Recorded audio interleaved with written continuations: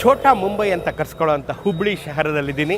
ಹುಬ್ಳಿ ಶಹರ ತನ್ನ ಬಿಸ್ನೆಸ್ಗೆ ಎಷ್ಟು ಹೆಸರುವಾಸಿಯೋ ನೇಕಾರಿಕೆಗೂ ಅಷ್ಟೇ ಹೆಸರುವಾಸಿ. ಇಲ್ಲಿ ಹುದುಗಿರತಕ್ಕಂಥ ಅಸಂಖ್ಯಾತ ಪವರ್ ಲೂಮ್ಗಳ ಪೈಕಿ ಒಂದು ಪವರ್ ಲೂಮನ್ನು ನಾನು ನಿಮಗೆ ಪರಿಚಯ ಮಾಡಿಸ್ಕೊಡ್ತೀನಿ.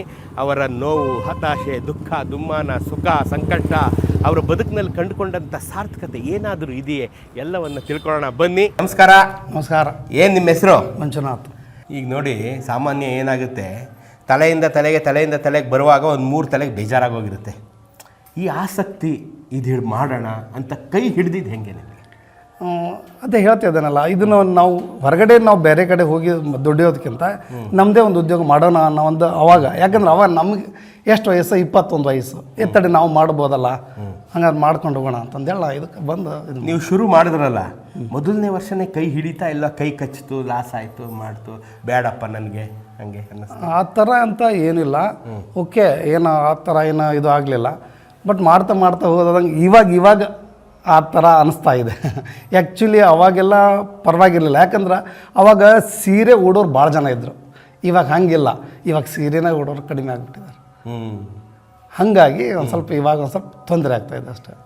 ಒಟ್ಟು ಎಷ್ಟು ಸೀರೆ ಮಾಡ್ತೀರಾ ತಿಂಗಳಿಗೆ ಅಜ್ಮಾಸ್ ಒಂದು 250 ಅಂದರೆ ಅಷ್ಟೇ ಆಗ್ತಾ ಇರೋದು. 200-250. ಫುಲ್ ಪೀಕ್ ಎಲ್ಲರೂ ಸೀರೆ ಉಟ್ಕೋತಾ ಇದ್ರಲ್ಲ, ಆಗ ಎಷ್ಟು ಮಾಡ್ತಾಯಿದ್ರಿ? ಇಲ್ಲ, ಇದು ಪ್ರೊಡಕ್ಷನ್ ಹೇಗಿದೆ ಅಂತಂದರೆ ಅವಾಗೂ ಅಷ್ಟೇ ಇವಾಗೂ ಅಷ್ಟೇ. ಇದು ಹೆಚ್ಚಾಗೋದಿಲ್ಲ. ಆ್ಯಕ್ಚುಲಿ ಅವಾಗ ನಾನು 4 ಪವರ್ ಲೂಮ್ಸ್ ಇದ್ದು, 4 ಇದ್ದು. ಇವಾಗ ಅವಾಗಲೇ 8 ಮಾಡಿದೆ.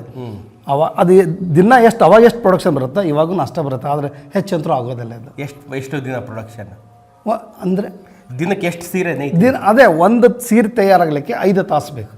ಒಂದು ಸೀರೆ 5 ತಾಸು ಬೇಕು. ಆ 5 ತಾಸು ತಯಾರಾಗಬೇಕಂದ್ರೆ ನಾವು 5 ತಾಸು ನಿರಂತರ ಕರೆಂಟ್ ಇರಬೇಕು ಮತ್ತು ಕೆಲಸಗಾರ ಇರಬೇಕು, ಅಂದ್ರೆ ಆಗುತ್ತೆ.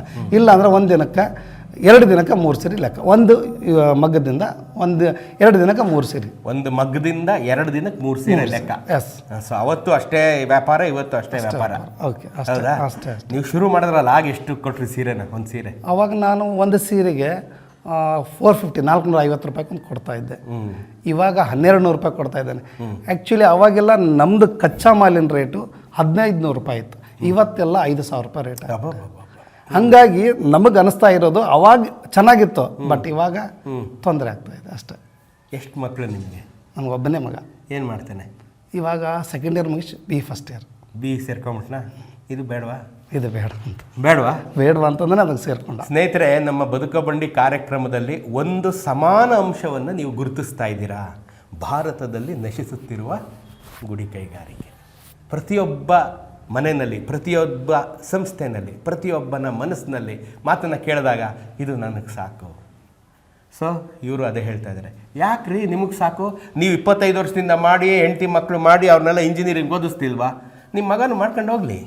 ಅದೇ ಹೇಳ್ತಿದ್ದೇನಲ್ಲ, ಇದರಲ್ಲಿ ಏನು ಇವಾಗ ನಾವು ಒಂದು 100% ಎಫರ್ಟ್ ಹಾಕಿ 10% ತೊಗೋಬೇಕಂತ ತುಂಬ ತ್ರಾಸ.